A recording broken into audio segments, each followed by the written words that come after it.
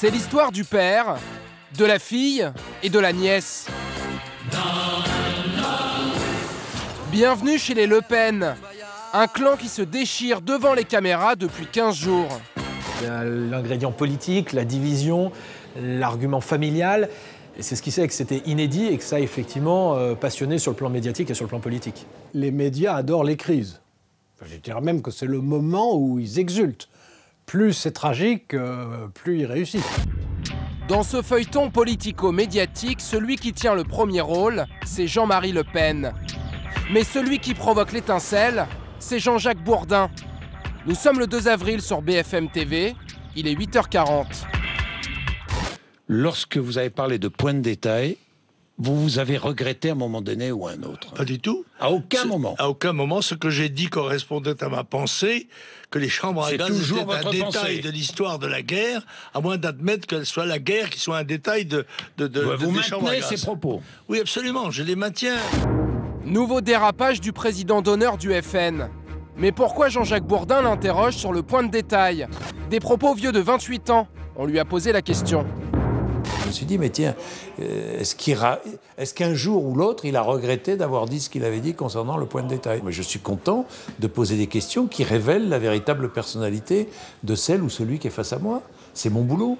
Moi, je suis responsable de mes questions et non pas des réponses de celles et ceux qui sont face à moi. Jean-Marie Le Pen s'est-il vraiment fait piéger par Jean-Jacques Bourdin? Serge Moati a tourné plusieurs documentaires dans les coulisses du clan Le Pen. Et pour lui, il s'agit d'un dérapage très contrôlé. Il a toujours été un provocateur, un trublion, un homme de meeting et de coups, de coups comme ça, de coups médiatiques, etc. Vous voulez que je sois le diable? Eh bien, je vais être le diable. Allez, on y va. Le diable, il faut toujours lui fournir du charbon, c'est comme une locomotive. Il sait ce qui va être retenu, la petite phrase, le truc, tchac, tchac, tchac, il sait ça. Et il sait que c'est toujours de la provocation qui marche pour lui. Le carburant de la polémique, c'est encore un média qui va le fournir. Rivarol, journal à droite de l'extrême droite. Dans un entretien publié une semaine après l'interview de Bourdin, Le Pen livre le best-of de ses pires saillies. Valls est français depuis 30 ans, et moi je suis français depuis 1000 ans. Cet immigré a-t-il changé du tout au tout? Je n'ai jamais considéré le maréchal Pétain comme un traître. Nous devons impérativement nous entendre avec la Russie pour sauver l'Europe boréale et le monde blanc. Nous avons rencontré Jérôme Bourbon, le patron de Rivarol. Hebdomadaire antisémite condamné plusieurs fois pour incitation à la haine raciale. Le Pen avait choisi la solution filiale, sa fille lui applique la solution finale. C'est assez saignant. Son journal s'oppose à la dédiabolisation mise en œuvre par Marine Le Pen. Il y a une parfaite constance dans les positions de Jean-Marie Le Pen. Je ne vois rien de nouveau. Et c'est là où, d'ailleurs, il y a une formidable hypocrisie de la part de Marine Le Pen et de ses proches qui savent parfaitement ce que pense Jean-Marie Le Pen, ce qu'il dit. Il ne s'en est jamais caché, ni en privé, ni en public. Et donc, il y a beaucoup de cynisme dans tout ça. Rivarol, c'est la sortie de trop pour Marine Le Pen et ses proches. Sur Twitter, dès la veille de la parution de l'entretien, ses lieutenants cognent sur Jean-Marie Le Pen. Sa fille lui répond le lendemain sur TF1 devant 6 400 000 téléspectateurs. Au fond, Jean-Marie Le Pen devrait faire preuve de sagesse. Il devrait tirer les conséquences du trouble qu'il a lui-même créé et peut-être arrêter ses responsabilités politiques.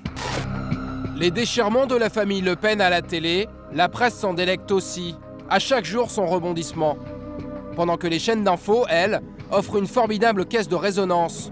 Ce n'est pas le Front National de Jean-Marie Le Pen.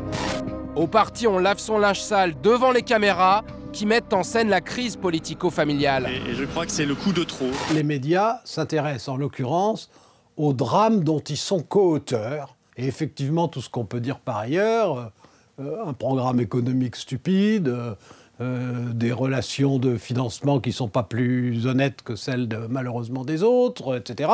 Ça passe complètement à côté, c'est pas ça qui les intéresse. Ce qui les intéresse, c'est pas l'information. Ce qui les intéresse, c'est le théâtre. Une pièce de théâtre dont l'épilogue pourrait se jouer lors d'une procédure disciplinaire. Jean-Marie Le Pen va devoir s'expliquer devant les instances du FN. Et si son énième dérapage médiatique allait provoquer la fin de sa carrière politique?